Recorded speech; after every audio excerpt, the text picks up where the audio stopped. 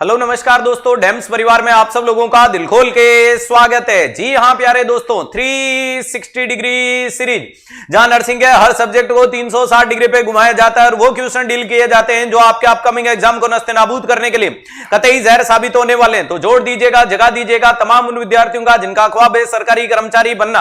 अरे रुकना झुकना थकना किसी भी हालत में नहीं, और कंसेप्ट लॉजिक और रैशनल के दम पे अपनी जिंदगी को परिवर्तन करना चाहते हो तो जाग जाएगा, क्योंकि विरासत से तय नहीं होंगे सियासत के फैसले इस बार उड़ान तय करेगी। आसमान किसका होगा? तो आसमान भी अपना होगा, जिंदगी भी अपनी होगी, जान भी अपनी होगी, रुतबा भी अपना होगा, सिलेक्शन भी अपना होगा, सिलेक्शन के बाद खुशी भी अपनी होगी। तो सर पड़ोसी के लिए क्या रहेगा? पड़ोसी के लिए तो यही रहेगा कि तुम अपनी जलन बरकरार रखना, हम अपने जलवे बरकरार रखेंगे।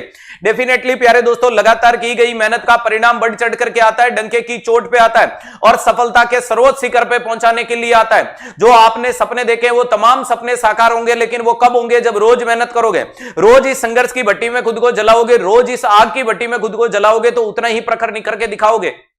सूरज की तरह जलने का, सूरज की तरह चमकने का सपना सबका होता है मेरे दोस्त। सब चाहते हैं कि मैं भी सूरज की तरह तेजस्वी बनूं और चमकूं, लेकिन चमक वही पाता है जो इस सूरज की तरह खुद को जलाने की औकात रखता है। और तुम्हें हर सुबह हर पहलू एक लाइन बोलनी है कि I am the best and I can do it.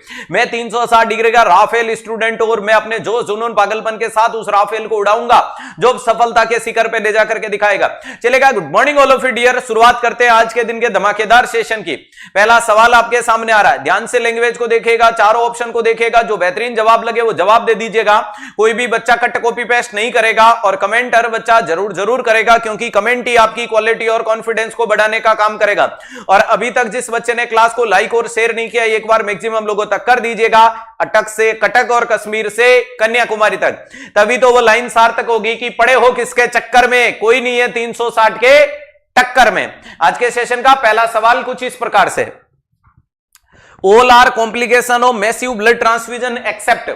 आपसे बोला जा रहा है मैसिव ब्लड ट्रांसफ्यूजन के सारे कॉम्प्लिकेशंस देखने को मिलेंगे छोड़ के, सारे के सारे मैसिव ब्लड ट्रांसफ्यूजन के कॉम्प्लिकेशन देखने को मिलेंगे छोड़ के। तो कौन सा नहीं होगा? Hyperkalemia, alkalosis, hypercalcemia, hypothermia.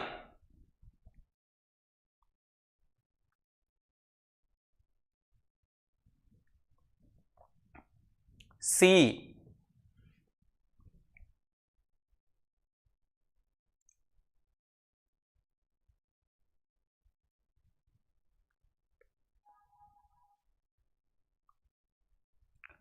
Option number C पे फोकस कर रहे हैं सारे के सारे प्यारे विद्यार्थी। चलो अगर बात करते हैं प्यारे दोस्तों, आप सी की तरफ बढ़ रहे हो, सारे के सारे मैसिव ब्लड ट्रांसफ्यूजन के कॉम्प्लिकेशंस होंगे। मैसिव का मतलब होता है प्यारे दोस्तों more than 4 unit blood. More than 4 unit blood अगर किसी को 24 घंटे में चढ़ा दो, या फिर अगर मैं बोलूं कि मोर देन 4 यूनिट पर आवर्स चढ़ा दो, या अगर मैं आपसे बोलूं more than 10 unit in 24 hours, या अगर आप किसी भी मरीज को 24 घंटे के अंदर कितना चढ़ा दो, 10 यूनिट से ज्यादा चढ़ा दो, ये मैसिव ब्लड ट्रांसफ्यूजन कहलाता है। अब जब खून चढ़ाओगे तो खून आपको पता है कोल्ड होने से हाइपोथर्मिया हो सकता है। खून जब मैसिव ब्लड ट्रांसफ्यूजन करोगे तो उस मरीज में सिट्रेट बेसिक नेचर का होने के कारण उसमें प्यारे दोस्तों आपको पता है मेटाबॉलिक एल्कलोसिस हो सकता है, ठीक है, और उसमें पोटेशियम की कंसंट्रेशन बढ़ेगी क्योंकि पुरानी आरबीसी मर रही है। लेकिन आपको पता है कि ये जो अपन मरीज को ब्लड चढ़ाते हैं उसमें एक प्रिजर्वेटिव है जिसका नाम है सिट्रेट।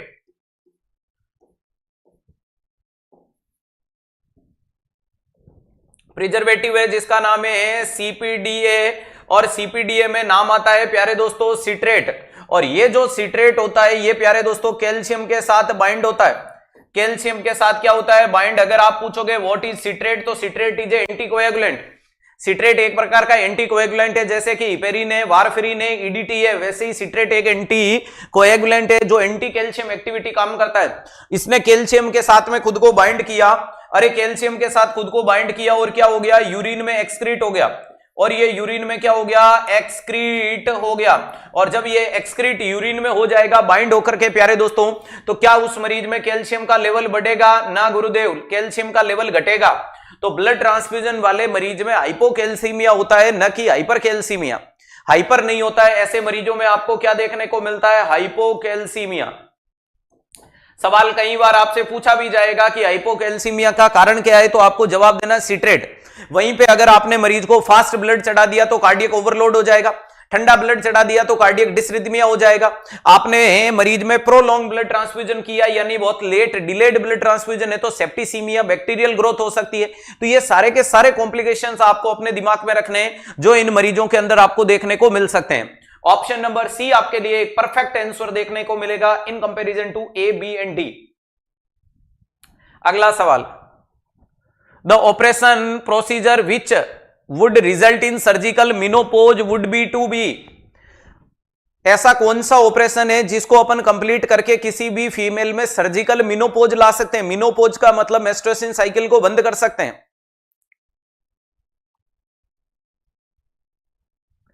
कौन सा ऐसा तरीका देखने को मिलेगा जिससे अपन किसी भी फीमेल में ऑपरेशन करके मेनोपॉज का मतलब cessation of menstruation,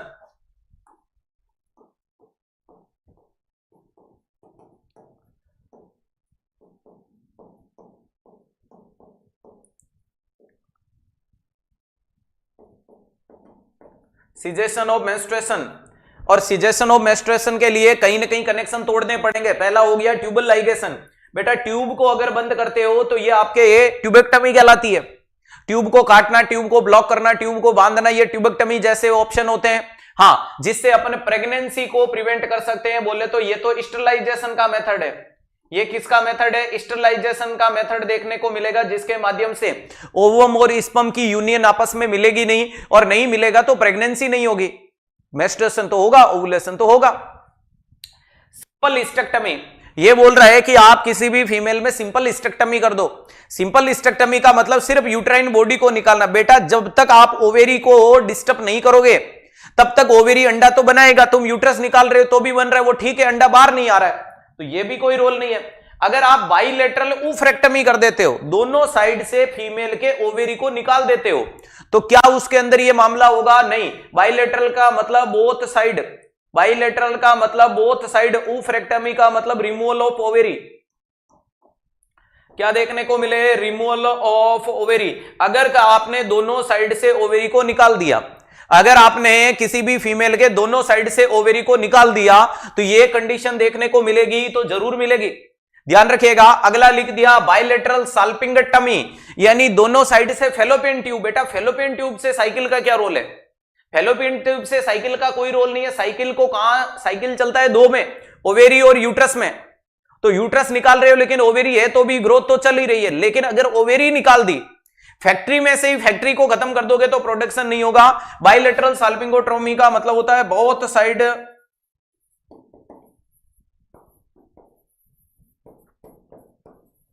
both side fallopian tube की बात हो रही है। ध्यान रखिएगा किसकी हो रही है? बोथ साइड फेलोपियन ट्यूब की। यहां राइट आंसर आपका क्या चला जाएगा? तो option number C.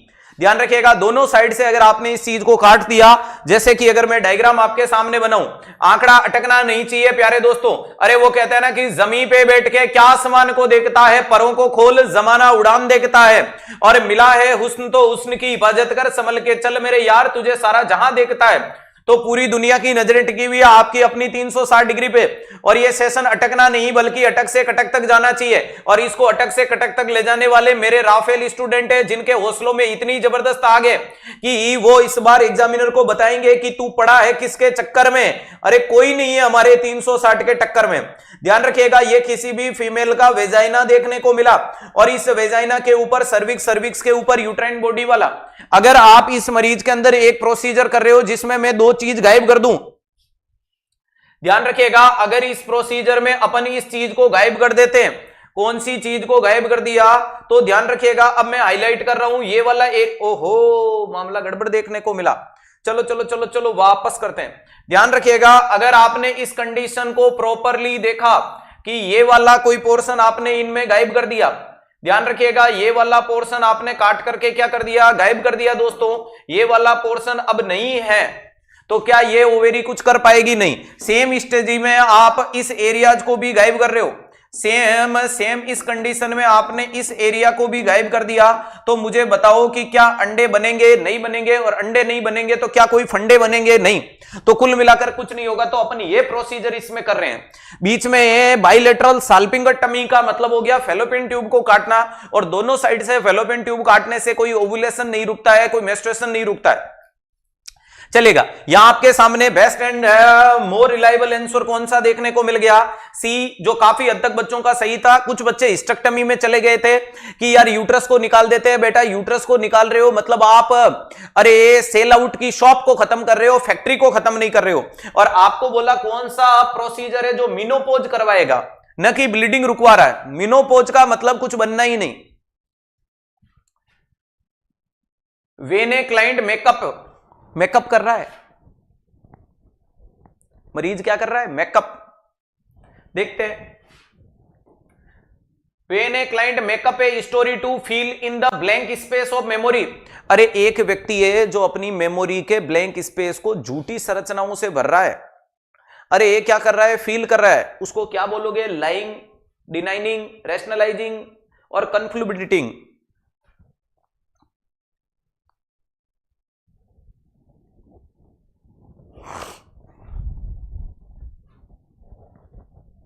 Option number A, B, C के अंदर क्या जवाब जाना चाहिए आपका?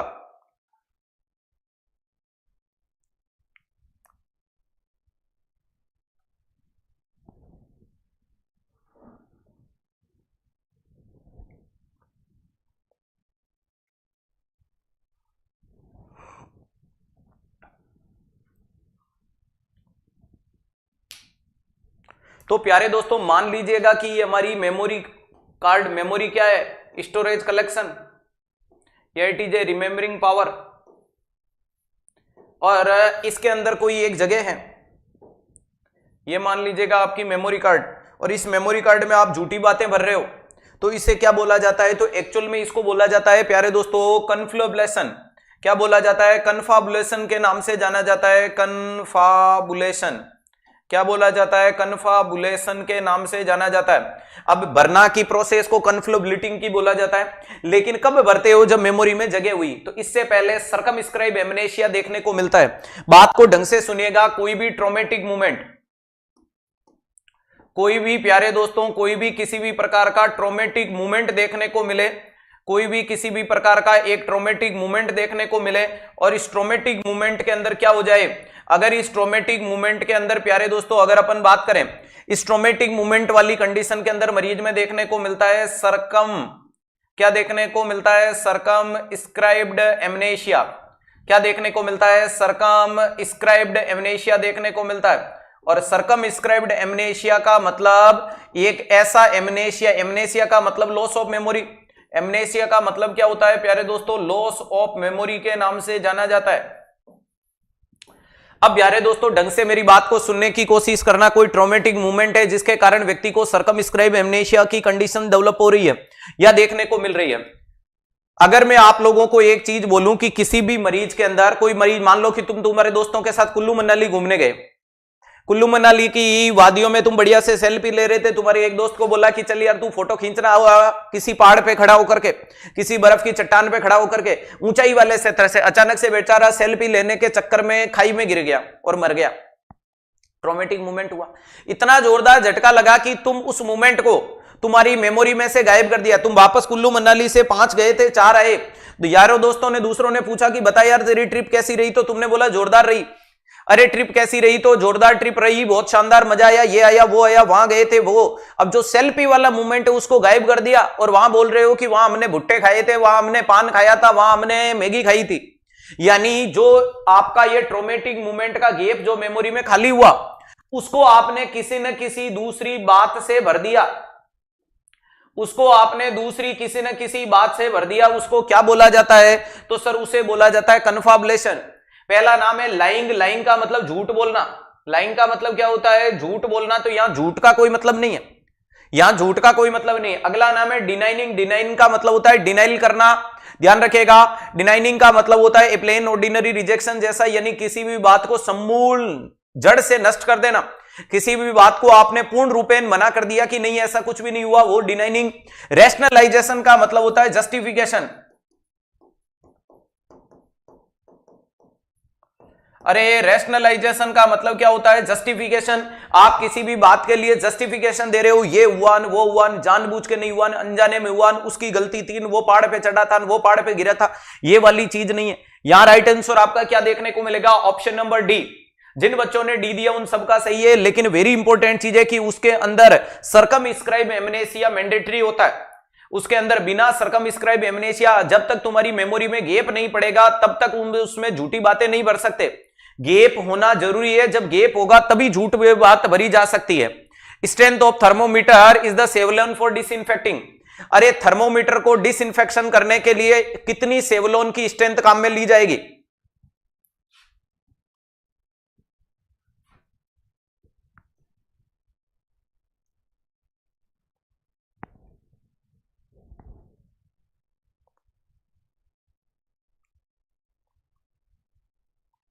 थर्मोमीटर की क्लीनिंग के लिए प्यारे दोस्तों ये थर्मोमीटर का बल्ब होता है और उसके बाद में ये थर्मोमीटर का क्या देखने को मिलता है जिसको अपन स्टंप के नाम से जानते हैं। क्या ऐसा ही थर्मोमीटर होता है? जी हाँ सर, ये मान लीजिएगा कि ये थर्मोमीटर देखने को मिला।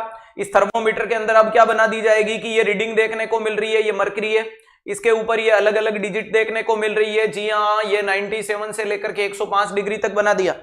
अब इसके थर्मोमीटर की पहली बात तो बिफोर क्लीनिंग होती है बल्ब टू स्टंप। इसको क्या बोला जाता है? बल्ब बोला जाता है, और इसको क्या बोला जाता है? स्टंप बोला जाता है।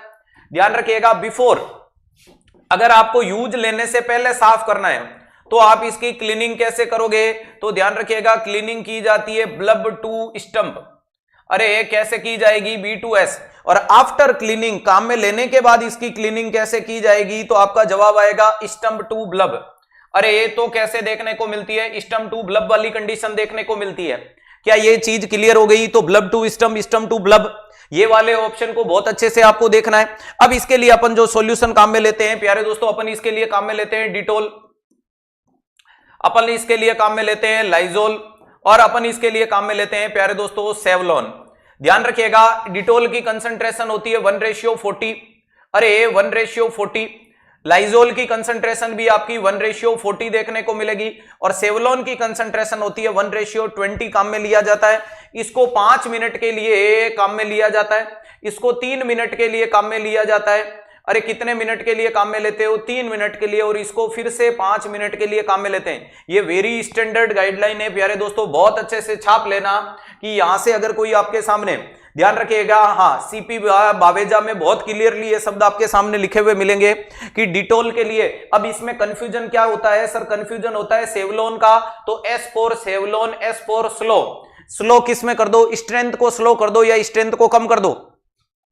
जो इसकी स्ट्रेंथ नॉर्मली 1:40 है, लेकिन यह स्ट्रेंथ को क्या कर दिया? स्लो कर दिया। और लाइजोल का मतलब लाइजोल और L फॉर लिमिटेशन, टाइम के अंदर क्या कर दो? लिमिट। तो यहां S for slow, S for Savlon, S for strength, तो ये तीन चीजें S, वहीं पे L for Lysol, L for limitation, और L किस में करना है? लाइफ में। लाइफ बोले तो समय अवधि के अंदर कमी करनी है। और डिटोल के लिए तो आपका धांसू है, D for Dettol, D for dangerous, तो स्ट्रेंथ भी ज्यादा है, टाइम भी ज्यादा है। क्लियर है? ध्यान रखिएगा, ये तरीका अपन काम में लेते हैं। यहां आपसे सीधा सीधा पूछा है सेवलॉन का, तो सेवलॉन के लिए राइट आंसर जाएगा ऑप्शन नंबर ए। गलती से भी 30, 40 या 10 नहीं देना है, ये तरीका देखने को मिलता है। मैंने आप लोगों को एक दिन सॉल्यूशन के नाम पे प्यारे दोस्तों चीज पढ़ाई थी कि अगर ऑक्यूपेशनल हैजार्ड्स वाली कंडीशन हो जाए, बोल बेटा क्या पूछना चाहता है? जितना जरूरी है वो वाली चीज के कमेंट करो, अननेसेसरी कमेंट मत डालो मेरे दोस्तों, ताकि क्लास डिस्टर्ब ना हो। क्लियर है? टॉपिक से रिलेटेड सवाल पुटअप करने की कोशिश करो कि कौन से सवाल का क्या जवाब बनना चाहिए, और या कुछ ना करो तो कम से कम सब्र करो। आप सब्र करोगे तो आपको पता है कि ये 360 डिग्री का सेशन है, मैं रैशनल पूरा बिना बोले ही लपेट लेता हूं कि कौन सी चीज को किस कदर क्या देखने को मिलता है। मैं ये कह रहा था कि अगर आपको HIV के मरीज में हेपेटाइटिस बी या हेपेटाइटिस सी में ऑक्यूपेशनल हैजार्ड्स में पूछे तो वहां सेवलॉन, डिटोल और लाइजोल बिल्कुल इफेक्टिव नहीं है। HIV की निडल प्रिक होने पे आप हाथ पे डिटेल डाल रहे हो, इसका मतलब आप क्या कर रहे हो? हाँ, काला अक्षर भैंस बराबर वाली चीज कर रहे हो, या वो होता है ना मिट्टी में लठ मारने वाली कहावत को सार्थक कर रहे हो। तो लिख लीजिएगा, अगर इसको लिखना चाहो, if occupational hazards with, if occupational hazards with HIV, hepatitis B virus या hepatitis C virus, then Savlon, Lysol and Dettol not much effective.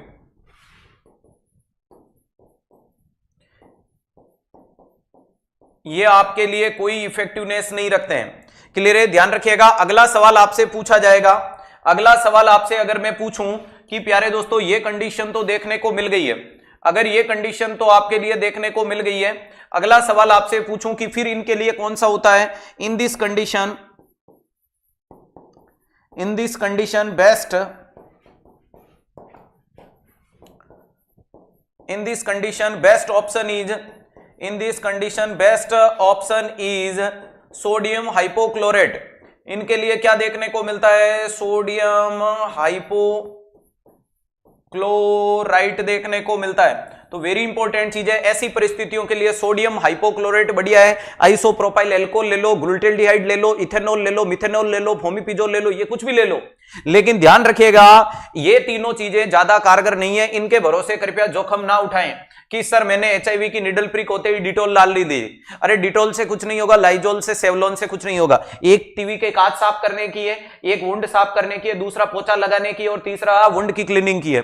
चलो राइट आंसर आपका यहां क्या चला गया? ऑप्शन नंबर ए। बोलो बांके बिहारी लाल की जय। प्यारे दोस्तों अपनी शिद्दत को निभाने की कोशिश करें, अगले सवाल की तरफ वार और प्रहार करें। अगला सवाल आपसे क्या पूछ रहा है और क्या आपका जवाब बनना चाहिए?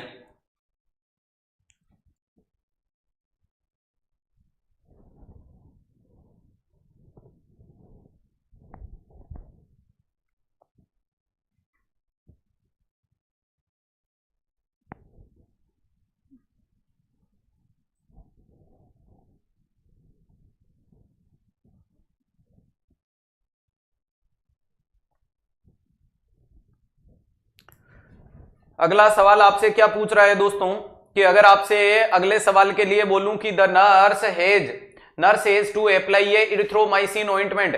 अरे नर्स क्या अप्लाई कर रही है? इरिथ्रोमाइसिन ऑइंटमेंट को अप्लाई कर रही है टू ए न्यूबॉर्न चाइल्ड। अरे किसको अप्लाई कर रही है? कि किसी नए बच्चे को इरिथ्रोमाइसिन लगा रही है। नो डाउट ध्यान रखिएगा, मैंने बोला था कि यूरिनरी ब्लडर को मैनुअली दबा करके यूरिन बाहर निकालना क्रड मैन्युअर कहलाता है और इसी को क्या बोला जाता है भैया जी? प्रोसीजर के नाम से जाना जाता है। छोटे बच्चों के आंख में इस दवाई डालने को क्रड प्रोसीजर के नाम से जानते हैं। ध्यान रखिएगा which area eye is a supported to place. तो जब भी ऑइंटमेंट होता है तो ध्यान रखिएगा आई ड्रॉप पहले डालो।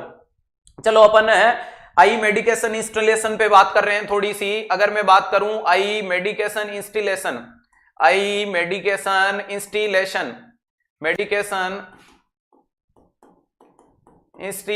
के क्या सवाल बनते हैं या क्या जवाब देखने को मिलेगा? तो सबसे पहले आपका क्या होना चाहिए? हैंड वॉश होना चाहिए।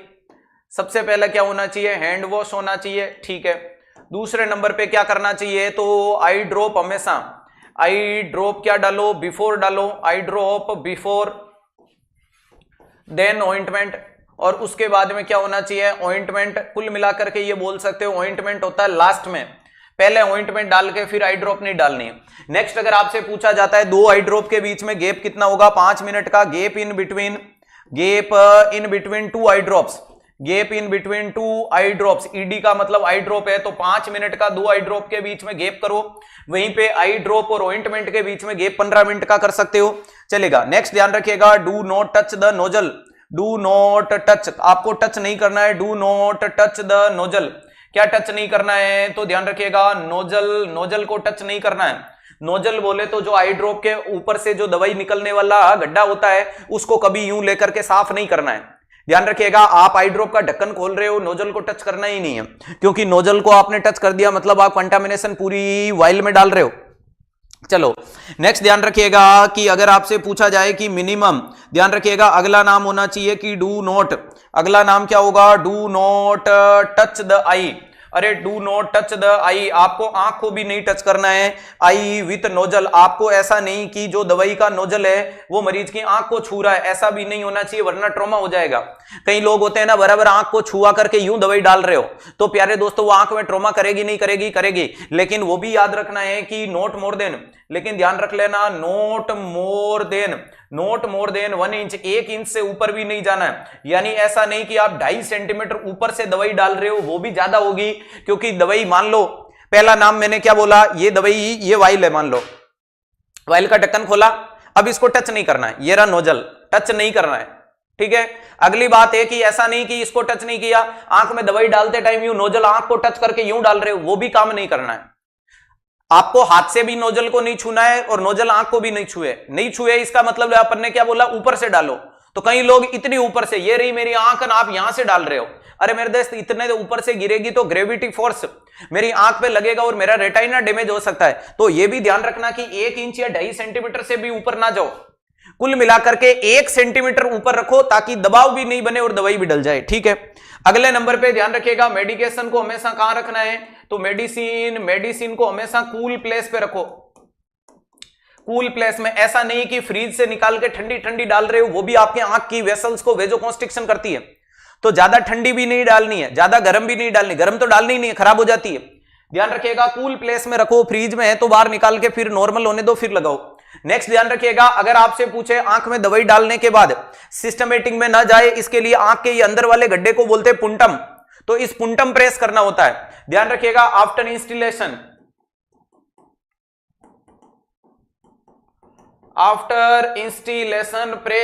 प्रेस द पुंटा बोल दो या पुंटम बोल दो, पुंटम। ध्यान रखिएगा पुंटम क्या देखने को मिलता है, दोनों आंखों के अंदर वाले ये ग्रूम या गड्ढे होते हैं, इनको पुंटम कहते हैं, ताकि वो दवाई आंख में रहेगी। नेक्स्ट, दवाई कहां डाली जाती है, आंख के ऊपर नहीं, हमेशा आंख में दवाई डालो लोअर आईलिड में। अरे कहां डालो, लोअर आईलिड में डालो, और वो भी कैसे डाली जाती है, तो इनर टू आउटर डालो। कैसे डाली जाती है, इनर टू आउटर डाली जाती है। आंख की क्लीनिंग भी इनर टू आउटर, दवाई भी इनर टू आउटर, ऑइंटमेंट भी इनर टू आउटर। दवाई कहां डालनी है, आंख के ऊपर डालोगे तो वहां कहां टिक पाएगी, आंख तो ऐसा गोल गुंबद है, दवाई फिसल के नीचे सीधी बार। तो दवाई कहां डालो, नीचे वाली पलक को खींचो और मरीज को बोलो, ध्यान रखिएगा ऊपर। ध्यान रखिएगा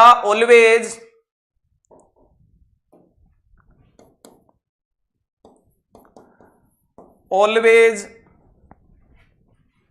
स्ट्रेच लोअर लीड एंड से टू पेशेंट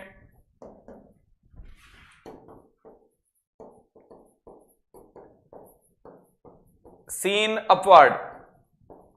ध्यान रखिएगा आपको लोअर लीड को खींचना है और मरीज को बोलना है ऊपर देख। आपको लोअर लीड को खींचना है और मरीज भी नीचे देखेगा तो वो गड्ढा बनेगा ही नहीं। आप लोअर लीड को खींच रहे हो और मरीज को बोलोगे ना ऊपर देख, वो आंख को आईबॉल को ऊपर घुमाएगा तो यहां घूम बनेगा, बोले तो गड्ढा बनेगा और आपको वहीं दवाई डालनी है। उसके बाद आप उसके पुंटम यानी आंख को बंद करने के बाद उसको बोलना है कि यहां हाथ रख ले, और कितना रखना है, मिनिमम 6 सेकंड रखना है। 60 सेकंड के लिए यहां पर तू हाथ रख लेगा, मैक्सिमम 3 मिनट तक जा सकता है, कोई दिक्कत नहीं। तो ये आपके अच्छे से देखने को मिलती है। ऑइंटमेंट को हमेशा ज्यादातर सिंगल टाइम देना है तो नाइट टाइम ऑइंटमेंट दिया जाता है, लोअर आईलिड में लगाओ दूसरी दवाई के बाद, क्योंकि ऑइंटमेंट क्या देखने को मिलता है, तो ऑइंटमेंट आपका जेली लाइक होता है, वो आंख के अंदर दूसरी दवाइयों को एब्जॉर्ब होने नहीं देगा। तो ये चीजों के ऊपर अपने को आई इंस्टिलेशन या आई मेडिकेशन इंस्टिलेशन के जितने भी सवाल बनते हैं उनके ऊपर अपन ने फोकस किया। बोलो बांके बिहारी लाल की जय। एग्जाम पॉइंट ऑफ से बहुत इंपॉर्टेंट इससे सवाल निकल के आते हैं। आपके सवाल ने पूछा है कि इरिथ्रोमाइसिन का ऑइंटमेंट है कहां डाले, अरे भैया जी कॉर्निया पे डाल दोगे तो ऑइंटमेंट चिपक जाएगा वहां और कुछ नहीं दिखेगा। लोअर कंजेक्टिवा, हाँ लोअर कंजेक्टिवा में डाल दो, अपर आईलिड में नहीं डालना, अपर कंजेक्टिवा में नहीं डालना, लोअर आईलिड बोलो इसको क्या बोलो, लोअर आईलिड। वेरी इंपॉर्टेंट चीज है कि मेडिकेशन को कहां डाल रहे हो, लोअर आईलिड के नाम से जाना जाता है। किसके नाम से जाना जाता है, लोअर आईलिड के नाम से जाना जाता है। राइट आंसर आपका चला जाएगा बी। लेकिन इस सवाल में आपको बहुत कुछ सीखने को मिला होगा कि जब बच्चा बच्चे के आंख में नियोनेटल में ड्रग ऑफ चॉइस है आंख के इन्फेक्शन की, न्यूबॉर्न के आई इंफेक्शन की ड्रग ऑफ चॉइस का नाम है इरिथ्रोमाइसिन, जो मैक्रोलीड ग्रुप से आने वाली दवाई है। एजिथ्रोमाइसिन, इरिथ्रोमाइसिन, क्लोथ्रोमाइसिन नाम तो सुने होंगे, उनमें सबसे इंपॉर्टेंट ये काम में आती है। चलें अगले सवाल में, स्क्रीनशॉट लेना है तो लेते रहना प्यारे दोस्तों, इस सवाल का बहुत इंपॉर्टेंट चीज है।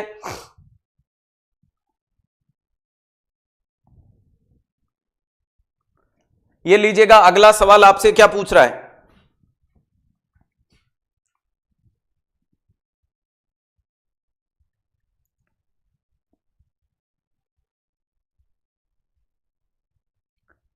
आंकड़ा अटका अटका सा नजर आ रहा है। जब हौसला बना लिया ऊंची उड़ान का, फिर फिजूल है कद देखना आसमान का। तो बार बार अब उड़ान भर चुके हो तो आसमान को न देखो कि कितना उड़ लिए और कितना उड़ान भरना बाकी है। आपसे बोल रहा है वाइल परफॉर्मिंग है सीपीआर। अरे आप किसी में सीपीआर परफॉर्म कर रहे हो, आप क्या परफॉर्म कर रहे हो, CPR. On A 5 year old, 5 साल का कोई व्यक्ति है, व्यक्ति बोले तो बच्चा है। The nurse palpate from A pulse, nurse उसमें पल्स देख रही है। Which of the following site is best for checking A pulse during CPR in 5 year old child. तो अगर मैं प्यारे दोस्तों अगर आपसे पूछूं कि सीपीआर के मरीज में, कार्डियोपल्मोनरी रिससिटेशन के मरीज में अगर आपसे पूछा जाएगा बेस्ट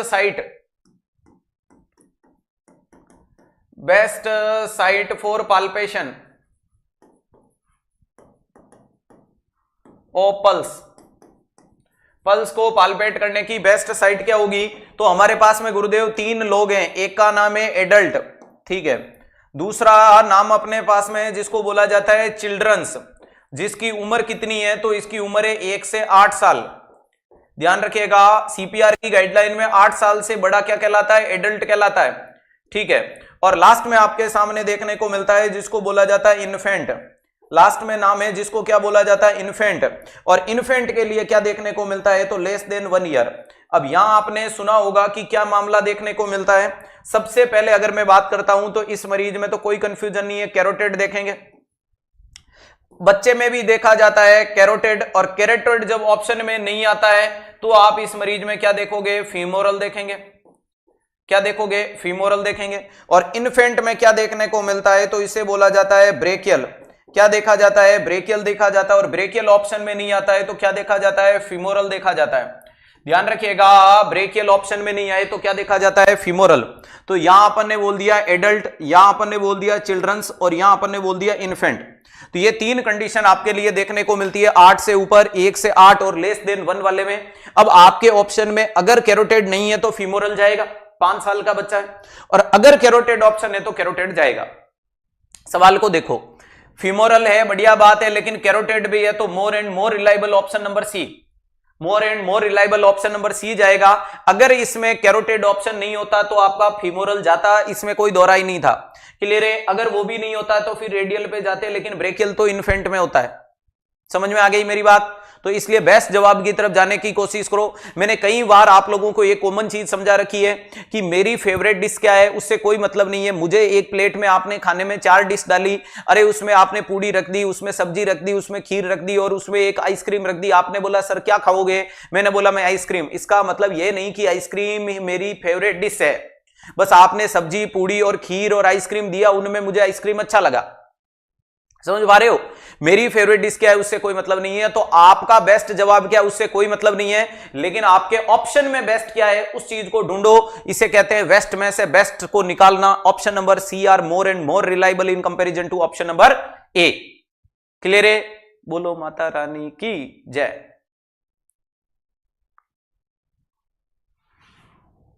अगला सवाल,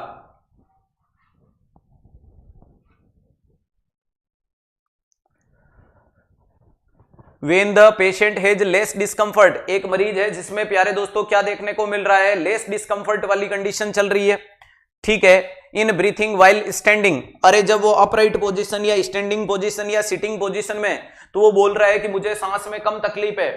तो मुझे क्या देखने को मिल रहा है? सांस में कम तकलीफ है। तो इसे चाइना स्ट्रोक रेस्पिरेशन कहेंगे, इसको डिज्निया कहेंगे, इसको स्टेटोरियस कहेंगे, और या ऑर्थोपनिया कहेंगे। तो स्टेटोरियस तो हटा दो, स्टेटोरिया का मतलब undissolved fat present into the stool, ठीक है। डिज्निया का मतलब होता है difficulty in breathing.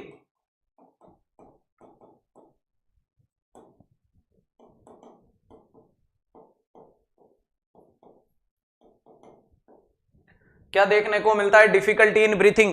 China stroke respiration का मतलब क्या होता है? तो इसे विनिंग एंड वैक्सिंग फ्लेक्सिबिलिटी के साथ में एपनिया का पाया जाना, या जिसे बोल सकते हैं हाइपर वेंटिलेशन विद एपनिया। अगर किसी भी मरीज को प्यारे दोस्तों सांस में यूं आ रहा है, यानी ये धीरे धीरे ग्राफ ऊपर की तरफ बढ़ता हुआ दिख रहा है, ये बढ़ रहा है, फिर ये धीरे धीरे घट रहा है, और ये इसके साथ में एपनिया हो रहा है, ये फिर से यूं देखने को मिल रहा है। अगर ये उसके साथ में आपको यूं देखने को मिल रहा है तो ये कंडीशन को क्या बोला जाता है? सर ऐसी कंडीशन को बोला जाता है चाइना स्ट्रोक रेस्पिरेशन। बोलेंगे या नहीं बोलेंगे? डेफिनेटली बोल दिया जाता है, जो इंक्रीज आईसीपी जैसे मरीजों में आता है। अब ये जो ग्रूम ऊपर की तरफ बढ़ रहा है प्यारे दोस्तों सॉरी, ये ग्रूम ऊपर की तरफ बढ़ रहा है, ये डेप्थ को बताता है, और इनके बीच का गैप होता है वो आपके रेट को बताता है। तो आपने सुना होगा एक तो रेट का मतलब होती है गति, रेट का मतलब क्या है? गति। जो नॉर्मली गति कितनी होती है? 12 से 20 ब्रीथ पर मिनट अपन नॉर्मली सांस की दर है या नहीं है? डेफिनेटली है सर। और वहीं पे अगले पॉइंट पे अगर मैं प्यारे दोस्तों बात करता हूं, दूसरी निकल के आती है जिसको बोलते हैं डेप्थ। और डेप्थ का मतलब क्या देखने को मिलता है? इसको बोलते हैं गहराई। अरे इसका मतलब है गहराई, और ये गहराई कितनी होती है? तो 500 ml होती है। यानी जब अपन एक सांस लेते हैं तो 500 ml बोला जाता है। वहीं पे इन्हीं चीजों की आपकी गति को कम या ज्यादा कर सकते हो और गहराई को कम या ज्यादा कर सकते हो। गति का कम हो जाना कहलाता है ब्रेडीपनिया। गति का कम हो जाना क्या कहलाता है? ब्रेडीपनिया कहलाता है। और गति का बढ़ जाना क्या कहलाता है? ट्रैकीपनिया कहलाता है। टेकीपनिया। ध्यान रखिएगा, टेकीपनिया का मतलब मोर देन 24 हो जाना और ब्रेडीपनिया का मतलब लेस देन 10 हो जाना। ब्रेडीपनिया और टेकीपनिया हो गया, ठीक है। वहीं पे अगर मैं डेप्थ की बात करता हूं तो कोई भी मरीज के अंदर एक तो होती है डीप ब्रीथिंग और दूसरी होती है जिसको बोला जाता है शैलो ब्रीथिंग। अरे दूसरी कौन सी होती है? शैलो ब्रीथिंग होती है। अगर 500 ml से ज्यादा चली जाए डीप ब्रीथिंग कहलाती है, गहरी सांस, और ज्यादा तेजी से लेते हैं वो शैलो होती है। शैलो ब्रीथिंग का मतलब 500 ml से कम लिया। अब इसी के साथ अगर मैं बोलूं कि increase the rate and depth, अगर दोनों बढ़ जाए, रेट बढ़ जाए और डेप्थ बढ़ जाए तो उसको बोलते हैं हाइपरवेंटिलेशन। अगर रेट और डेप्थ दोनों घट जाए तो उसको कहते हैं हाइपोवेंटिलेशन। तो हाइपरवेंटिलेशन हाइपोवेंटिलेशन क्लियर हुआ। यहां आपके बीच में क्या होगा? ये गैप चल रहा है। अगर मैं आपके सामने एक नॉर्मल ब्रीथिंग का ग्राफ बनाऊं, ये आपके सामने मैं अगर कोई ग्राफ बना रहा हूं प्यारे दोस्तों, ये वाली चीज, ये आपका, इसको क्या बोला जाता है? यूपनिया बोला जाता है। ध्यान रखिएगा, वो दिन दूर नहीं कि एग्जामिनर आपको रेस्पायरेशन के ग्राफ देके पूछेगा कि कौन सी सांस का पैटर्न है, क्योंकि ईसीजी बहुत पूछ ली, ईसीजी बहुत पूछ ली, वो सवाल आपसे दागेगा कि बताओ कैसा है। तो ध्यान रखिएगा। अब इसमें जो आपको ये ऊंचाई नजर आ रही है, ये क्या है? तो सर ये डेप्थ है। ये क्या है? तो ये डेप्थ है और ये 500 ml है। ये 500 ml है। अगर ये ग्राफ बहुत ऊंचा जा रहा है तो डीप, बहुत छोटा हो रहा है तो कम। चलो, और इनके बीच में जो जो गैप नजर आ रहा है ये क्या है? तो सर ये रेट है। ये इनके बीच का जो गैप है वो क्या है? रेट है। तो अगर आपकी रेट सांस स्लो चल रही है, ये तो मैंने नॉर्मल बना दिया, ये मैंने नॉर्मल बना दिया। हां, अगर आपकी सांसें तेजी से चल रही है, अगर मैं आपको बोलूं कि सर हाइपरवेंटिलेशन है, तो ग्राफ ऊंचा ऊपर तो जाएगा लेकिन गैप कम हो जाएगा। वहां आपका ग्राफ यूं जाएगा, यूं जा रहा है, लेकिन ग्राफ का गैप कम हो गया। ग्राफ का गैप क्या हो गया? कम हो गया। ये ऐसी सांस चल रही है, इस सांस को आप क्या बोलोगे? सर ये हाइपरवेंटिलेशन है। क्यों? डेप्थ बढ़ गई और रेट बढ़ गई। रेट बढ़ी तो गेट बढ़ गया। वहीं पे हाइपोवेंटिलेशन में क्या होगा? कम जाएगी और गैप ज्यादा देखने को मिलेगा। अगर आपके सांस का पैटर्न यूं चल रहा है, यानी ऊंचाई कम कर दी और बीच का गैप ज्यादा बढ़ा दिया, तो ये आप में हाइपोवेंटिलेशन या हाइपरवेंटिलेशन, ठीक है। ये वाली चीजें हाइपो और हाइपर को इंडिकेट करती है। चाइना स्ट्रोक मैंने आपके सामने बना दिया कि चाइना स्ट्रोक में क्या मामला देखने को मिल रहा है। क्लियर है कि ये चाइना स्ट्रोक वाला क्या पैटर्न है। चलो, यहां आपके सामने ये कंडीशन डिज्निया उड़ा दो, चाइना स्ट्रोक उड़ा दो। जब अपराइट पोजीशन में सांस लेने में आसानी होती है उसको कहते हैं ऑर्थोपनिया। बाकी सोते सोते सांस में आसानी रहे वो प्लेटिपनिया कहलाता है, और लेटरल पोजीशन में आए उसे ट्रेप्टिपनिया के नाम से जाना जाता है। हाँ, प्लेटिपनिया बोले तो PLAT, क्लियर है। ट्रेपिपनिया बोले तो TREPT, क्लियर है। वेरी इंपॉर्टेंट चीज है। तो प्लेटिपनिया और ट्रेपिपनिया क्लियर रखना। ट्रांसवर्स पोजीशन या साइड वाली पोजीशन में वो ट्रेपिपनिया है, और प्लेट की तरह पड़े पड़े फ्लैट पोजीशन में, फ्लैट बोलो पड़ा पड़ा बोलो, वो प्लेटिपनिया के नाम से जाना जाता है। बोलो आज के आनंद की जय। सवाल बहुत आसान था लेकिन रैशनल बहुत गहरा था, और रैशनल के दम पे एग्जामिनर को चैलेंज करने की कोशिश करो, क्योंकि वो कहते हैं ना, तूफानों से आंख मिलाओ, सैलाबों पर वार करो, मल्लाहों का चक्कर छोड़ो, तेरकर दरिया पार करो। और तुम तो मेरे राफेल स्टूडेंट हो, जब तक तोड़ोगे नहीं तब तक छोड़ोगे नहीं। अगला सवाल आपके सामने क्या रहने वाला है? ध्यान से देखें, पहचाने, परखें और अपना जवाब दें। जब तक मैं कर लेता हूं गले को तर, और तुम कर दो कमेंट बॉक्स को इतर बितर। आंकड़ा अटकना नहीं चाहिए।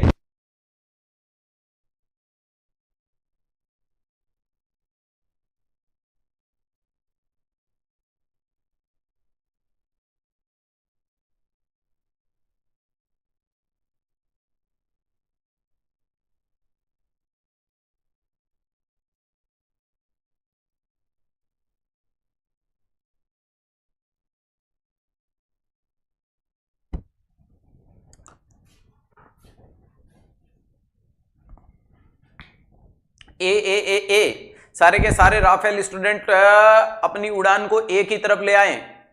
सवाल ने क्या पूछा था कि आप सब ए पे गए, in which condition umbilical cord attach with the margin. Okay, कौन सी कंडीशन है कि अम्लाइकल कोड मार्जिन से जुड़ गई। चलो थोड़ी सी बात कर लेते हैं प्यारे दोस्तों। मैंने प्लेसेंटा कई बार डीप में पढ़ा रखा है। ये होता है प्लेसेंटा, ये मैटरनल सरफेस होती है जिसको अपन डेसिडुआ के नाम से जानते हैं। ध्यान रखिएगा, वो मैटरनल सरफेस होती है जिसको अपन डेसिडुआ के नाम से जानते हैं। किसके नाम से जाना जाता है? डेसिडुआ। तो अगर मैं बोलूं तो ये आपके सामने क्या है? डेसिडुआ देखने को मिलता है। और डेसिडुआ में ये ब्लड के कलेक्टेड पोर्शन होते हैं, इनको बोलते हैं कोटिलिडोन्स। अरे इनको किसके नाम से जाना जाता है? तो ध्यान रखिएगा सर, इसको कोटिलिडोन्स के नाम से जानते हैं। कोटिलिडोन्स की संख्या ये क्या देखने को मिलता है? कोटिलिडोन्स कितने होते हैं? कोटिलिडोन्स तो 15 से 20 कोटिलिडोन्स होते हैं। इधर से प्यारे दोस्तों ये क्या देखने को मिलता है? तो इसे बोलते हैं कोरियन। फीटल सरफेस को कोरियन बोलते हैं। कोरियन से निकल के आती है ये विलई। प्यारे दोस्तों, जो स्ट्रक्चरल एंड फंक्शनल यूनिट बनेगी प्लेसेंटा की, बीच में सबसे बड़ी विलई है उसको कोरियोनिक फ्रंडूसम, और साइड में जो छोटी है उसको कोरियोनिक लीव कहते हैं। ध्यान रखिएगा, ये स्ट्रक्चर को आपने नाम दे दिया विलई। क्या नाम दे दिया? विलई। और विलई की संख्या कितनी है? तो 45 से 60 विलई होती है। तो कुल मिलाकर के अपन बोल सकते हैं कि एक कोटिलिडोन्स लगभग 3 से 4 विलई को ब्लड सप्लाई देगा। ठीक है, अब इनमें आपके फ्रंडूसम वगैरह देखने को मिलता है, हाफ बोर सेल देखने को मिलता है, इंटरविलस स्पेस होता है जिसे लेकुनार स्पेस कहते हैं। वो सब चीजें हमें अभी उनसे कोई मतलब नहीं है। इसके कॉर्नर पे एक जो मार्जिनल लाइन पाई जाती है प्यारे दोस्तों, अरे ध्यान रखिएगा, उसको आप क्या बोला जाता है? उसको निटाबुक लेयर बोला जाता है। ध्यान रखिएगा, जो आपको कोरियन को एमनियन में घुसने से रोकता है या कोरियन को डेसिडुआ में घुसने से रोकने वाली लेयर का नाम क्या है? तो सर इसको बोला जाता है निटाबुक। इसको क्या बोला जाता है? निटाबुक लेयर के नाम से जाना जाता है। अगर मैं आपसे बोलूं कि ये निटाबुक लेयर एब्सेंट होगी तो क्या कोरियन मैटरनल सरफेस में जाएगा? जाएगा। अब ध्यान रखिएगा, अगला आपसे पूछा जाता है इनके सेंटर पोर्शन से कौन निकलती है? अम्लाइकस निकलती है। ये आपकी क्या देखने को मिलती है? तो ध्यान रखिएगा, इसको बोला जाता है अम्लाइकस। अरे इसको क्या बोला जाता है? अम्लाइकस या अम्लाइकल कोड। क्या बोला जाता है? ये अम्लाइकल कोड है। और अम्लाइकल कोड जैसे ही प्लेसेंटा के अंदर घुसेगी, अंदर घुसने के बाद ये बाइफरगेट होती है। अरे ये अंदर घुसने के बाद ही तो ये किसमें बाइफरगेट हो रही है? आपके विलस वाले एरियाज में हो रही है या नहीं हो रही है? हो रही है। तो ये ऐसा नजारा देखने को मिलता है। It is a normal type of placenta. लेकिन अब डिसऑर्डर के लिए सुनना शुरू करो। अगर मैं प्यारे दोस्तों आपको वो अम्लाइकल कोड के डिसऑर्डर बताऊं, अम्लाइकल कोड में क्या डिसऑर्डर हो सकता है? तो एक होता है जिसको कहते हैं शॉर्ट कोड, एक होता है जिसको कहते हैं लॉन्ग कोड, एक होता है जिसको बोला जाता है फॉल्स नोड, फॉल्स नोड, एक होता है जिसको बोला जाता है ट्रू नोट। अरे ये क्या बोला जाता है? ट्रू नोट के नाम से जाना जाता है। ध्यान रखिएगा, नेक्स्ट इंपोर्टेंट चीज की कंडीशन को आगे की तरफ अगर अपन देखें, अगर नेक्स्ट इंपोर्टेंट कंडीशन को अपन आगे की तरफ देखने की कोशिश करें प्यारे दोस्तों, ध्यान रखिएगा कि शॉर्ट है, लॉन्ग है, फॉल्स है, ट्रू है। इसके अलावा आपके अंदर क्या देखने को मिलता है? तो battle door placenta, battle door placenta देखने को मिलता है। और एक आपके सामने नाम आता है जिसको बोलते हैं विलामेंटस। क्या बोलते हैं? विलामेंटस प्लेसेंटा। नाम के अंदर प्लेसेंटा लिखा हुआ है, लेकिन ये डिसऑर्डर अम्लाइकल कोड के देखने को मिलते हैं। नॉर्मल अम्लाइकल कोड की प्यारे दोस्तों लेंथ होती है 30 से लेकर के 100 centimetre, on and average 50 centimetre. Normal length of umbilicus कितनी होती है? 30 to 100 centimetre, on and average 50 centimetre. अगर किसी भी व्यक्ति की कोड 30 सेंटीमीटर से भी छोटी है, अब 30 सेंटीमीटर से छोटी है तो बच्चा छोटी कोड का होगा तो प्रॉपर बेचारा घूम नहीं पाएगा, मां के पेट में रहेगा तो भी ये समस्या है। अगर किसी भी बच्चे के अंदर कोड की लेंथ 100 सेंटीमीटर से ऊपर है, अगर कोड की लेंथ आपकी 100 सेंटीमीटर से ऊपर देखने को मिलती है तो ये लॉन्ग कोड कहलाती है। ये कंडीशन क्या देखने को मिलती है? तो इसको लॉन्ग कोड बोलते हैं। फॉल्स नोड का मतलब उस कोड को कवर करने के लिए एक वास्टन जेली होती है जो उसको इंजरी विंजरी से बचाने के लिए होती है। अगर वो जेली का गुच्छा हो, वो हमें यूएसजी के दौरान लगेगा कि कोड में गांठ पड़ गई, कोड में गांठ पड़ गई, लेकिन ये सच्ची नहीं, ये झूठी गांठ है, इसके लिए फॉल्स नोड बोलते हैं। तो ये किसके कारण बन रही है? Due to Wharton jelly, due to Wharton jelly. अरे ये किसके कारण देखने को मिलती है? तो ध्यान रखिएगा, ये वास्टन जेली के कारण देखने को मिलती है। किसके कारण देखने को मिलती है? तो वेरी इंपॉर्टेंट चीज है कि वास्टन जेली के एक्युमुलेशन होने के कारण फॉल्स नोड है, वहीं पे ट्रू नोड का मतलब वास्तविकता में आपकी ये अम्लाइकल कोड है प्यारे दोस्तों, अगर उसमें नोड आ जाए, अम्लाइकल कोड में ये नोड आ जाए तो ये ट्रू नोड कहलाता है। बेटलडोर प्लेसेंटा का मतलब क्या देखने को मिलता है प्यारे दोस्तों? अगर अपन बात करते हैं बेटलडोर प्लेसेंटा का मतलब नॉर्मली प्लेसेंटा में अम्लाइकल कोड घुसती है सेंटर से, लेकिन अगर वो मार्जिन से अटैच हो जाए, कोड अटैच विथ मार्जिन, यहां क्या देखने को मिलती है? Code attach with margin.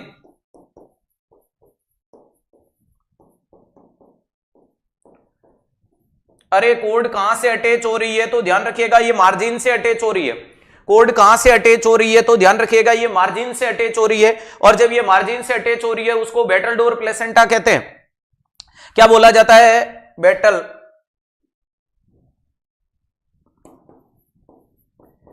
बेटलडोर। चलो ध्यान रखिएगा, अगला नाम है विलामेंटस। विलामेंटस का मतलब umbilical code vessels bifurcate before entering. Normally पहले एंटर होता है फिर वेसल्स बाइफरगेट होती है, लेकिन अगर वो घुसने से पहले ही बाइफरगेट हो जाए उसको अपन विलामेंटस के नाम से जानते हैं। तो ध्यान रखिएगा यहां क्या बोलोगे? Umbilical vessels, umbilical vessels bifurcate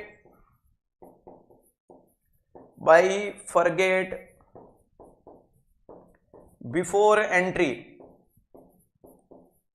ध्यान रखिएगा एंट्री से पहले ही बाइफरगेट हो जाती है वो विलामेंटस। अगर इनके डायग्राम बनाऊं तो प्यारे दोस्तों ध्यान रखिएगा ये प्लेसेंटा था, और बेटलडोर में क्या देखने को मिल रहा है कि अम्लाइकल कोड नॉर्मली प्यारे दोस्तों वो याद रखिएगा कि नॉर्मल में यूं आती है और उसके बाद में ये यूं देखने को मिलती है। It is a normal type of placenta.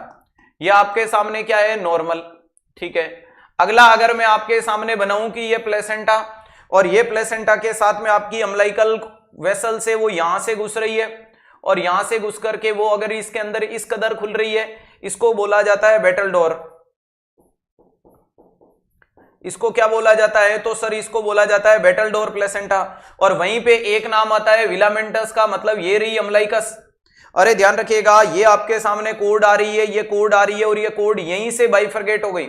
अरे ये कोड यहीं से बाइफरगेट हो गई, इसको क्या बोला जाता है? विलामेंटस बोला जाता है। विलामेंटस का मतलब ये यहीं से, चलो इसको थोड़ा सा वापस से मैं खोलने की कोशिश करता हूं। याद रखिएगा ये यहीं से क्या हो रही है? बाइफरगेट होती हुई दिख रही है।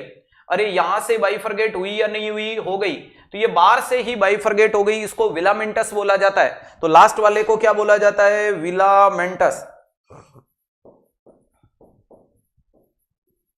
क्या बोला जाता है? विलामेंटस। बाकी आपको प्लेसेंटल सक्स सेंचुरिटे का मतलब एक्स्ट्रा अटैच लोब्ड, प्लेसेंटा स्पूरिया का मतलब अनअटैच लोब, और सर्कमविलेंट का मतलब कोरियोन है जो मैटरनल सरफेस में दब जाता है, उसको एक्स्ट्रा कोरियोलिस के नाम से भी जाना जाता है। क्लियर है? तो कंफ्यूज नहीं होना, यह बेटलडोर के नाम से जाना जाता है। वेरी वेरी वेरी इंपॉर्टेंट चीज है। ये आपके सामने नाम आ गए, ये नॉर्मल प्लेसेंटा की स्ट्रक्चर आ गई। अब इसको विलामेंटस बोलोगे तो आपने बोल दिया विलामेंटस का मतलब पहले घुसना, हटा दो। प्लेसेंटल मेम्ब्रेनस, मेम्ब्रेनस का मतलब प्लेसेंटा की जो मेम्ब्रेन है वो हार्ड होकर के कवरिंग को बढ़ा ले, उड़ा दो। सर्कमविलेंट का मतलब क्या देखने को मिलता है? तो कुछ ऐसा स्ट्रक्चर देखने को मिले। ये ऐसा कोई डायग्राम अगर आपके सामने आ जाए तो समझ लेना कि ये मां की सरफेस में बच्चे वाली सरफेस दब चुकी है। इसको एक्स्ट्रा कोरियोलिस या सर्कमविलेंट प्लेसेंटा के नाम से जानते हैं। पहला राइट आंसर चला जाएगा बेटलडोर प्लेसेंटा। जिन जिन बच्चों ने दिया लगभग सब ने दिया होगा, और ऑप्शन नंबर ए जाएगा। अरे ऑप्शन नंबर ए क्या देखने को मिलता है आपके लिए? परफेक्ट होगा, जोरदार होगा, जबरदस्त होगा, जिंदाबाद होगा। प्लेसेंटल एबनॉर्मलिटी, प्लेसेंटा कैसे काम करता है, कैसे हार्मोन बनते हैं, ये कई बार मैंने 360 के आपके एपिसोडों में पढ़ा रखा है। मेरे हिसाब से सबका क्लियर हो गया होगा। एक बार कमेंट करके बता दो किस किस बच्चे के क्या क्या डाउट है, या कौन है जो अभी तक अपनी ईमानदारी के साथ में सेशन को लाइक और शेयर नहीं किया। अरे जल्दी से कर दीजिएगा मेरे दोस्तों। वो कहते हैं ना, माजी तेरी कश्ती के तलबगार बहुत हैं, कुछ इस पार तो कुछ उस पार बहुत हैं। जहां खोली है तूने शीशे की दुकान, वहां पत्थर के खरीदार बहुत हैं। और डेफिनेटली प्यारे दोस्तों पत्थर के बहुत सारे खरीदार होंगे, लेकिन उन सारे खरीदारों को बोल देना कि तुम अपनी जलन बरकरार रखना, हम अपने जलवे बरकरार रखेंगे। ले चलते हैं अगले सवाल की तरफ कि अगला सवाल आपके सामने क्या देखने को मिलेगा, या किस प्रकार से क्या जवाब जाना चाहिए।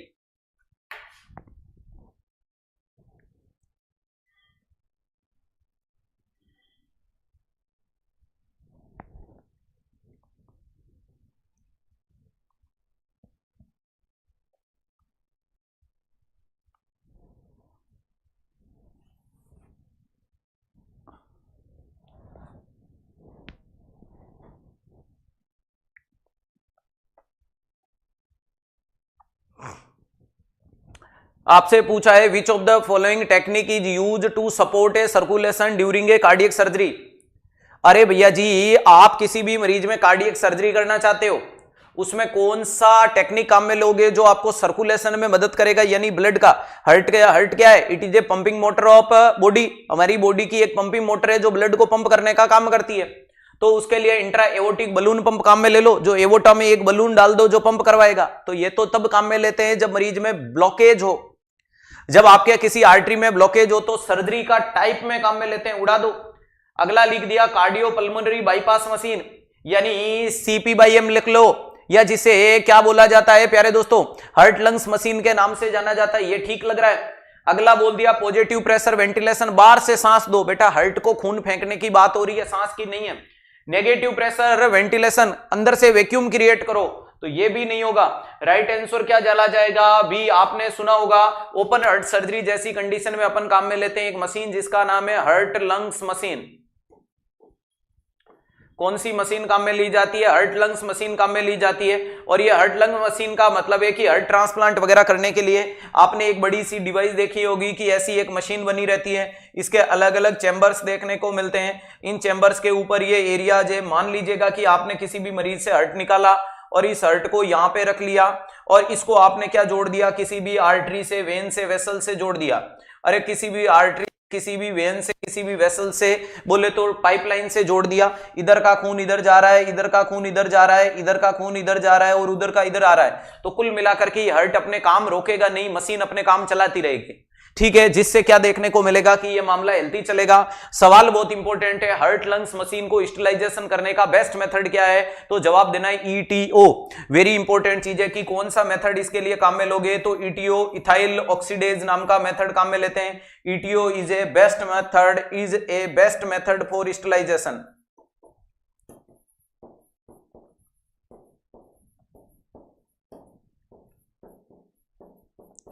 Best method for sterilization. प्यारे दोस्तों, ये स्टेरिलाइजेशन के लिए एक बेस्ट मेथड देखने को मिलता है, कौन सा, ETO नाम का एक बेस्ट मेथड देखने को मिलता है। यहां राइट आंसर आपके सामने क्या चला गया, तो आपका जवाब देखने को मिलता है, वेरी इंपॉर्टेंट चीज है, जिसको क्या बोला जाएगा, बी। अरे जिसको क्या बोला जाएगा, बी के नाम से जाना जाता है। बी बोले तो हार्ट लंग्स मशीन या कार्डियो पल्मोनरी बाईपास मशीन, जब भी आप हार्ट की कोई सर्जरी कर रहे हो। अगला सवाल बहुत बढ़िया सवाल है, ढंग से देखना वरना बोला जाएगा कि दिल गलती कर बैठा है या फिर गलती कर बैठा है।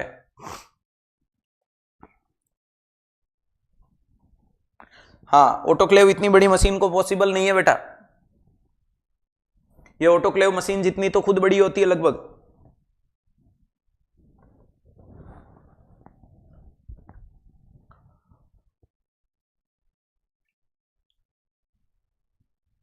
ऑप्शन नंबर ए बी सब जगह खेल रहे हो बेटा, रंगीन आंसर में चला रहे हो। सवाल ने क्या है कि इतना रंगीन हो गए हो तुम। Which one of the following procedure use to correct a otosclerosis. आपसे क्या पूछा कि कौन सा प्रोसीजर है जो ओटोस्क्लेरोसिस के लिए जाना जाएगा। अब ओटोस्क्लेरोसिस का मतलब क्या होता है, तो मान लीजिएगा कि ये आपका मिडल ईयर है और ये आपका मेलस है, ये आपका इंकस है, ये स्टेपीज है।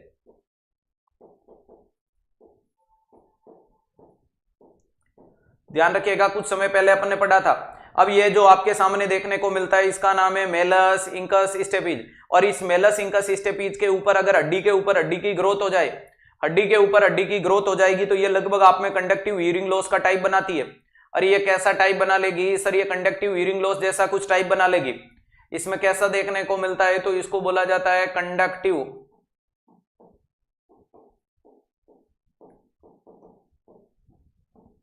और ये कंडक्टिव हियरिंग लॉस जैसा टाइप बना लेगा तो क्या करेंगे, इसमें मायरिंगोप्लास्टी। मायरिंगोप्लास्टी का मतलब होता है मिडल ईयर के अंदर किसी भी चीज का रिपेयरिंग जैसी कंडीशन मायरिंग के नाम से जाना जाता है। ध्यान रखिएगा, जिसको ज्यादातर आप किस पॉइंट से जोड़ा जाता है, तो सर इस कंडीशन को अपन जोड़ सकते हैं टिम्पेनिक मेम्ब्रेन के रिपेयरिंग से। उड़ा दो, यहां टिम्पेनिक मेम्ब्रेन का कोई गड़बड़ नहीं है। दूसरे नंबर पे लिखा है स्टेपडेक्टमी, यानी जो स्टेपीज बोन है उसको क्या कर दो, निकाल दो। अगर मैं इस स्टेपीज बोन को ही निकाल दूंगा तो इस कान के अंदर जगह बनेगी नहीं बनेगी, बनेगी। अरे कोई प्रेशर में रिजोल्वमेंट आएगा नहीं आएगा, आ जाएगा। अगला है मायरिंगोटोमी। मायरिंगोटोमी का मतलब टिम्पेनिक मेम्ब्रेन को परफोरेट कर दो। मायरिंगोटोमी जब की जाती है जब किसी भी मरीज को सीवियर इन्फ्लेमेटरी मैकेनिज्म हो जाए ईयर वाले पोर्शन में, तो अपन उसको फाड़ते हैं। क्यों फाड़ते हैं? ताकि अंदर का इंफेक्शियस मटेरियल बाहर आ सके। तो ध्यान रखिएगा, इसमें क्या देखने को मिलता है? मोस्टली यूज इन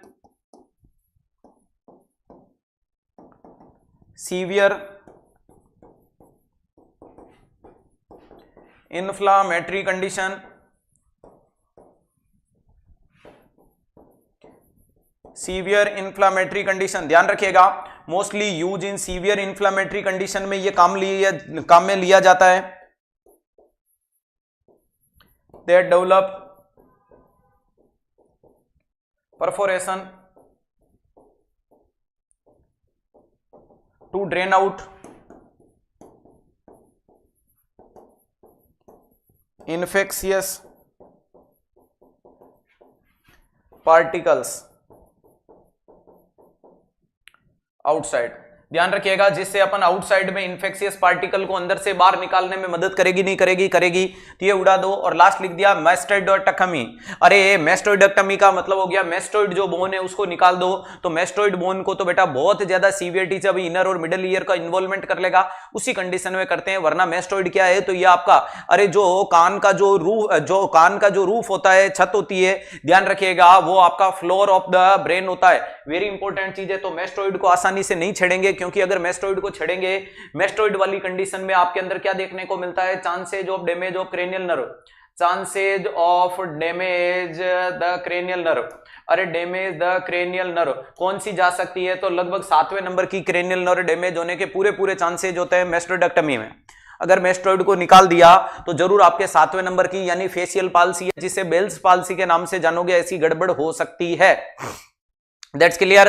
बोलो बांके बिहारी लाल की जय। जिन बच्चों ने बी दिया उनका तो है सही, और जिनका दिल गलती कर बैठा है या फिर गलती कर बैठा है वो अपनी गलती को सुधारने की कोशिश करें। और अगला बहुत आसान सवाल है, उसका जवाब देकर के अपने आप को अग्रसर करें। क्या रहने वाला है आंसर? फटाक से जवाब दीजिएगा।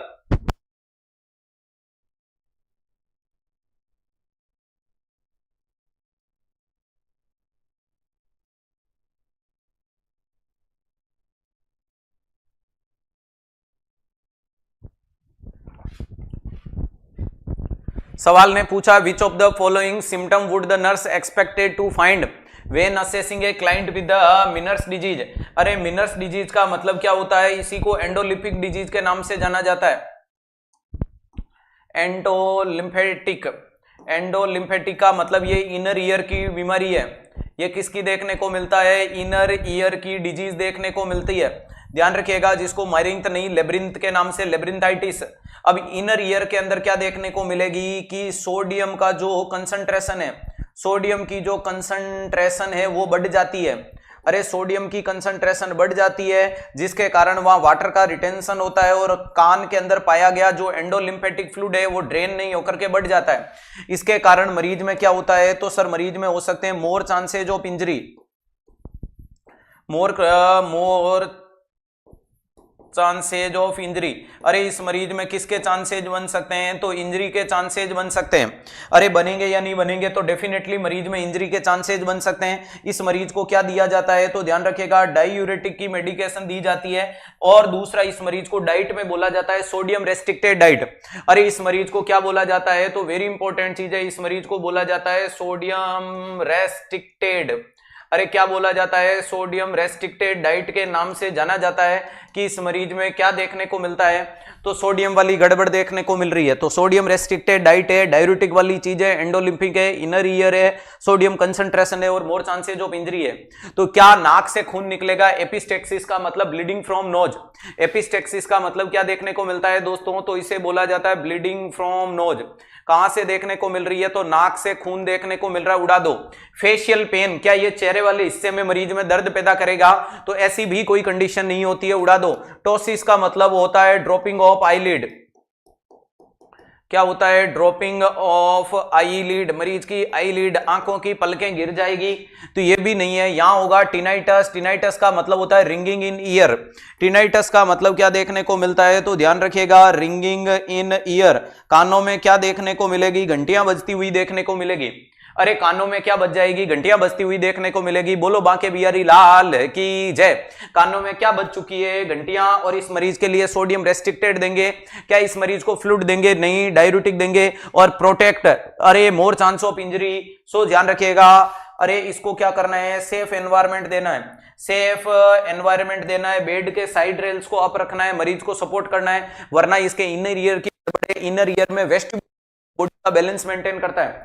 अरे इनर ईयर के अंदर एक एरिया है जिसका नाम है वेस्टिब्यूल, और वेस्टिब्यूल होता है वो क्या करता है, बॉडी का बैलेंस मेंटेन करने का काम करता है। अरे वो बॉडी का क्या मेंटेन करता है, बैलेंस। और अब बैलेंस नहीं होगा तो इंजरी के चांस बनेंगे या नहीं बनेंगे, तो डेफिनेटली बनेंगे। क्लियर है, चलेगा प्यारे दोस्तों। इसी के साथ आज के दिन के समय की सीमाएं हो चुकी है समाप्त। उम्मीद नहीं पूर्ण विश्वास है कि आज का सेशन लगा होगा आपको जोरदार, जबरदस्त, जिंदाबाद वाला, कंसेप्ट, लॉजिक, रैशनल से भरपूर, सफलता के शिखर पे ले जाने वाला, उस लाइन को सार्थक करने वाला कि मां तेरे पसीने की हर बूंद को मैं मोती सा चमकाऊंगा, तू देख सपने बड़े पूरे करके मैं दिखलाऊंगा। डेफिनेटली आप लोगों को अपनी ऊर्जा पे विश्वास करना है। आपके अपकमिंग एग्जाम को फतेह करने के लिए निरंतर आप लोगों को पढ़ाई के ऊपर रुझान दिखाना है, क्योंकि ध्यान रखिएगा, खुद से वादा, मेहनत ज्यादा, मजबूत इरादा, ये तीन चीजें अगर आप करोगे, यानी कम बोलना है और ज्यादा ज्ञान को अर्जित करना, ये 360 डिग्री का रैशनल अगर आप अपनी नोटबुक में लिख रहे हो तो मैं चैलेंज कर सकता हूं कि ये स्वर्णिम अक्षर हैं, ये आपके रिजल्ट को निकाल के दिखाएंगे, आपको एग्जाम फतेह करवाएंगे। आपको नाराज नहीं होना, आपको कुंठित नहीं होना है, बल्कि आपको क्वेश्चन प्रैक्टिस करनी है, और वो भी लिख लिख के करनी है। तभी तो अपन बोल पाएंगे कि 360 is much more sufficient for all nursing competitive exam India and abroad. चलेगा, अभी तक वीडियो को लाइक और शेयर नहीं किया तो शेयर कर दीजिएगा। वीडियो के अंत में ये कमेंट बॉक्स में कमेंट जरूर छोड़ें, जो मेरे अंदर एक ऊर्जा का संचार करेगा, मुझे जोश, जुनून, पागलपन देगा, और कल फिर सुबह 9:30 बजे आपके सामने खुद को रिप्रेजेंट करने का मौका देगा। ध्यान रखिएगा, पिता की फिक्र को फक्र में बदलना, और मां तेरे पसीने की हर बूंद को मैं मोती सा चमकाऊंगा, तू देख सपने बड़े पूरे करके मैं दिखलाऊंगा। वो तमाम विद्यार्थी जो क्लास को लाइव के बाद देखते हैं, उनसे हम्बल रिक्वेस्ट है कि लाइव क्लास में देखें और अपने कमेंट को जरूर पुट करें। ध्यान रखिएगा, क्योंकि कमेंट ही आपकी क्वालिटी और कॉन्फिडेंस को बढ़ाने का काम करेगा। आज के लिए इतना ही। हंसते रहे, मुस्कुराते रहे, पढ़ते रहे, मस्त रहे, बने रहे डेम्स परिवार के साथ, और कर दिखाएगा कुछ ऐसा कि दुनिया करना चाहे आपके जैसा। Thank you so much.